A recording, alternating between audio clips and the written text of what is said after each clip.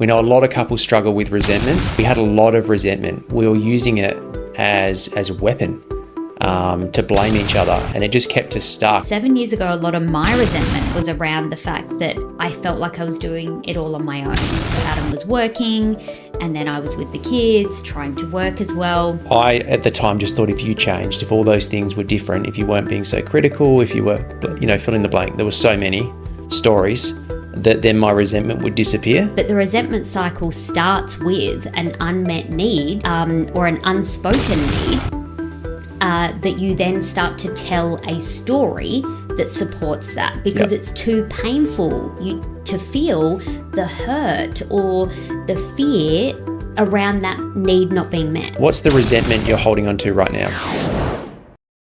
Hey everyone, welcome back to the Save My Marriage podcast. Today we're going to be talking about how to let go of resentment.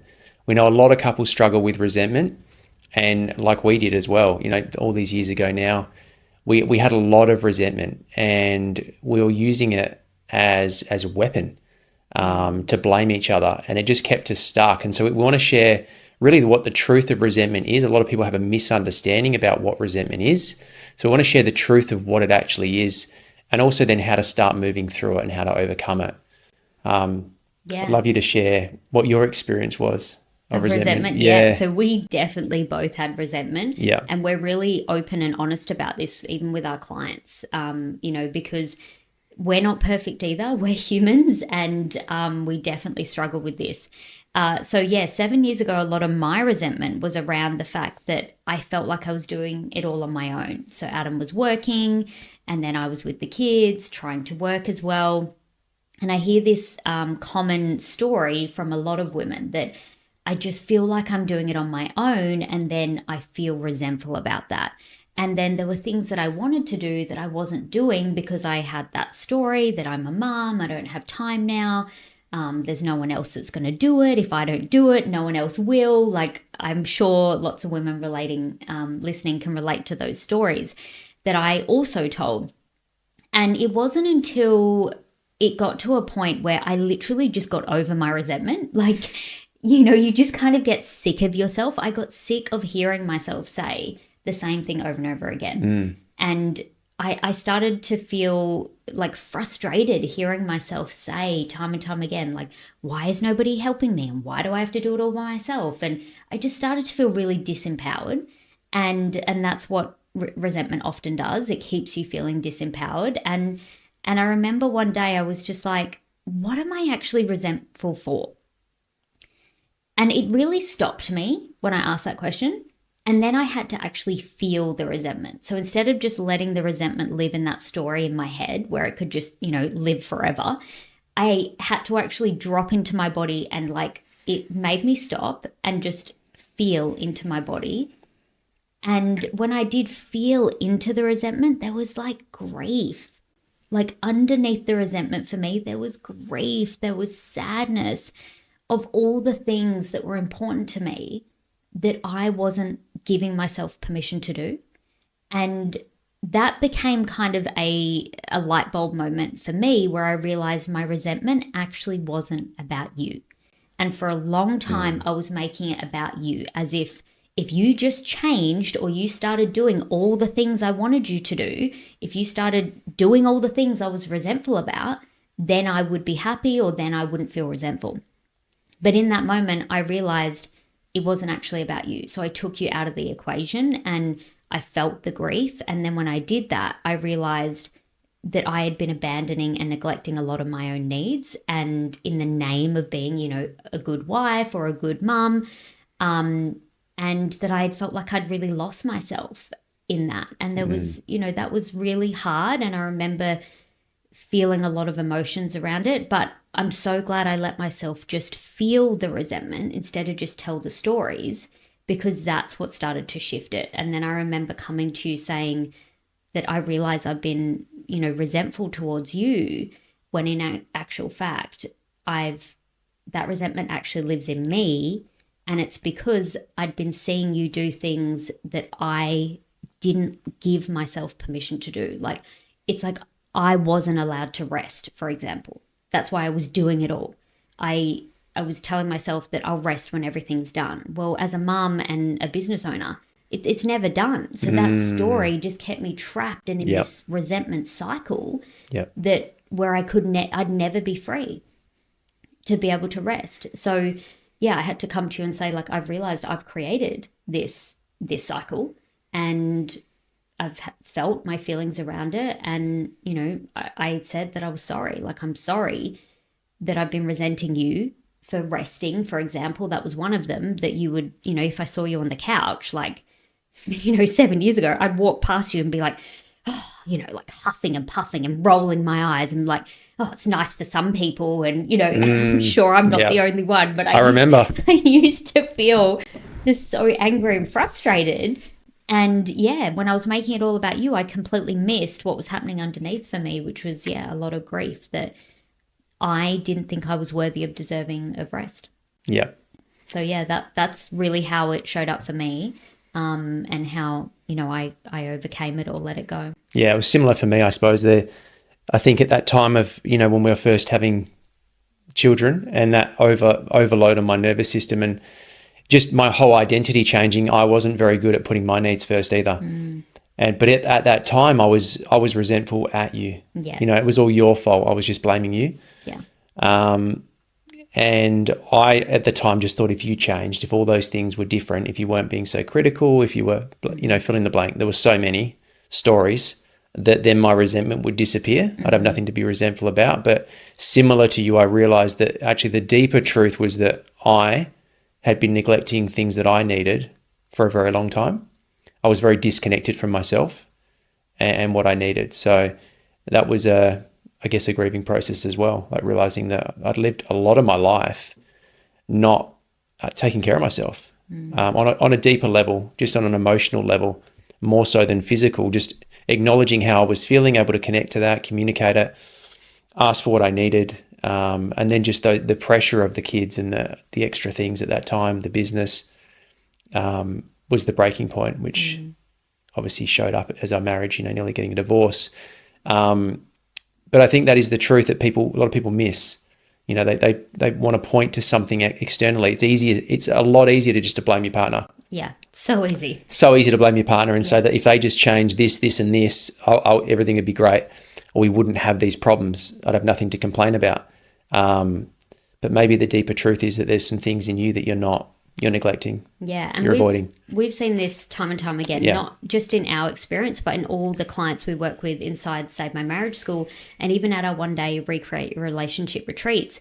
Resentment is a common theme, and where the resentment lives is in their mind, and it's the story. And the story is what keeps the resentment alive. Like, there is a cycle to resentment that we have developed to help our clients see. Well, we first developed it for us to see how we were falling into resentment, how that cycle happens, but then also how to break out of it with the appreciation cycle. But the resentment cycle starts with an unmet need, or an unspoken need, that you then start to tell a story that supports that, because it's too painful to feel the hurt or the fear around that need not being met. And that is what was happening for us. And so many people are avoiding feeling the pain or the hurt or whatever it is. Whereas if you just feel it, you'll actually get the clarity, and then it will be easier for you to, one, either meet the need for yourself and like we did, realize, why am I not meeting my own needs? Like, what's there for me? Or two, communicate that need so that your partner knows what it is you actually need. Because what we see, like, and we fell into this trap as well, so many couples create resentment because of unspoken needs. So unspoken needs literally are like premeditated resentment. You're literally seeding resentment into your relationship by having unspoken needs. And couples do this all the time. They have this belief like, well, if they love me, they should just know what I want. You know, we've been together 23 years now. Like, it's such a long time. He knows me so well. He should just know what I need. Well, no, he doesn't. Because if I'm honest, I've been with myself my whole life, and I don't some days know what I need. You know, you've got to be, none of us are psychic. None of us are like mind readers. Assuming will definitely put you in a place of resentment, assuming or expecting, or like not communicating. Yeah. If you're doing any of those three things, you will end up feeling resentful. Yeah. And you can change that just by bringing more awareness to what your needs actually are, and, you know, building that safety within yourself and in your relationship where you can communicate your needs as well. Yeah. You know, it really can, you can break the cycle quite quickly once you identify that. And then so to flip from resentment to appreciation, to flip that cycle, what's on the other side of that? Where do people start? People are listening, they're saying, yes, we've got so much resentment. How do we start to flip that? Yeah. What's the first step they can take? Well, the first step is the awareness that you have resentment. Yeah. So like, and going into it. So you probably have awareness of that you have resentment, but you're not going into it. So we used to avoid it. And Adam would say things to me like, well, I can't have this conversation right now because I feel resentful. Like he'd use resentment as an excuse. Resentment isn't an excuse, it's the reason. So have the awareness, but go into the resentment. And like I explained, feel it. So instead of attaching to the story, you want to unattach from the story that you're telling, like I have to do it all by myself, or she's never happy with anything. So pause the story in the mind and get into the body and feel the feeling of resentment. Where do you feel it the strongest in your body? Go into it, take a minute to close down your eyes, breathe into your body, feel the resentment in your body, and get curious about it. Feel it. What is the emotion underneath the resentment? I can almost guarantee it's grief or hurt or fear, or shame. Like it's usually emotions that we are trying to avoid feeling. So that's the first step, to feel it and break away from the story that you're telling, because the story is what keeps the resentment alive. And the truth is the story is not real. It's not. It's just made up in your mind, just words that you made up. And likely it's an unhelpful story. It's a likely disempowering story that's not helpful and not getting you what you want. Yeah, absolutely. And then what's the next step after that? So once you've got the awareness and then you've felt it, you then want to identify what your needs are. Yeah.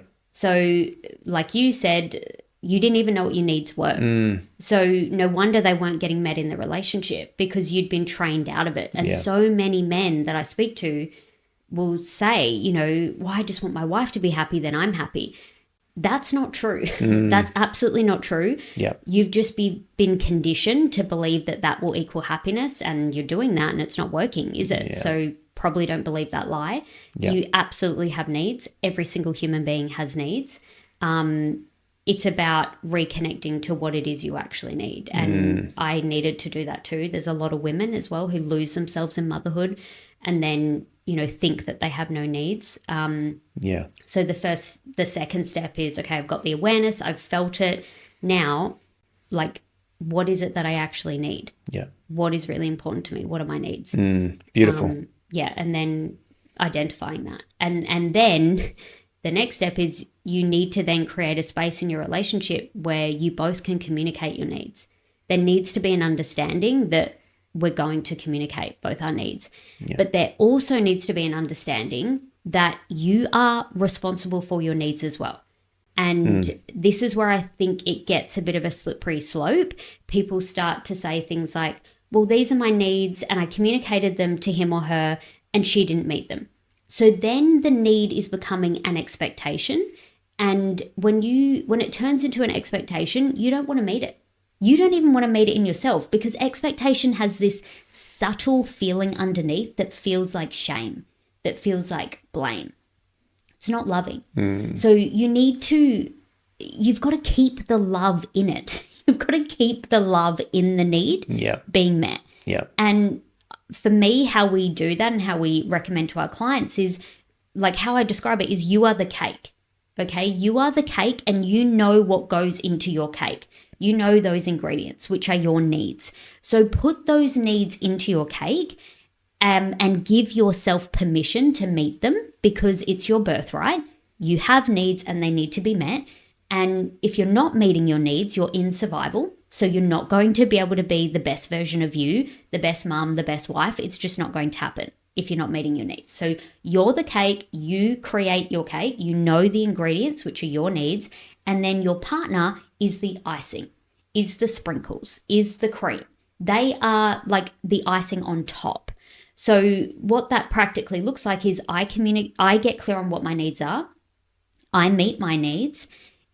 I also communicate my needs to you, but I also ask you, what do you need from me? What can I provide you with to make it easier for you to meet my needs? And this is the step I think so many people miss out on. They don't set themselves up for success by asking their partner, like, what do you need from me to make it easier for you to meet my needs? And there's clear things like for you, you need me to communicate it. You know, most people will need you to communicate it. You also need me to be flexible with the time frame.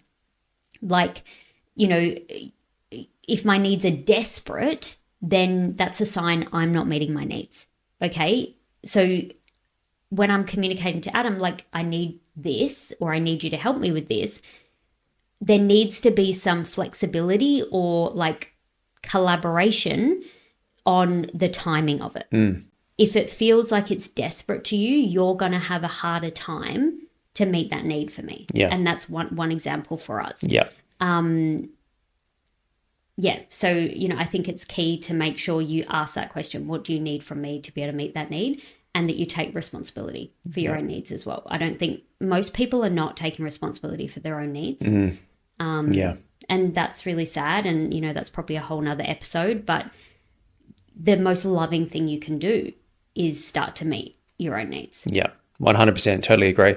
So I want to give you guys some reflection questions that you can answer, which will help you to identify what these unmet needs might be. So I'd love you to reflect on, what unspoken needs have I been silently hoping will be met by my partner? You know, reflect on that. Really, you know, if you want to journal on it, think about that. Think about what those needs are.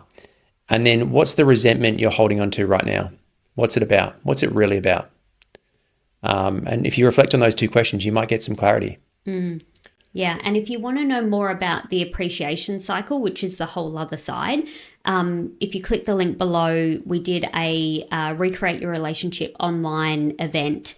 And we show you how in 2 hours a day for 3 days, how to recreate your relationship. And a big part of that was the resentment cycle, and then how to move to the appreciation cycle. So if you want to know more about that, we'll put a link in the show notes and you can go and check it out.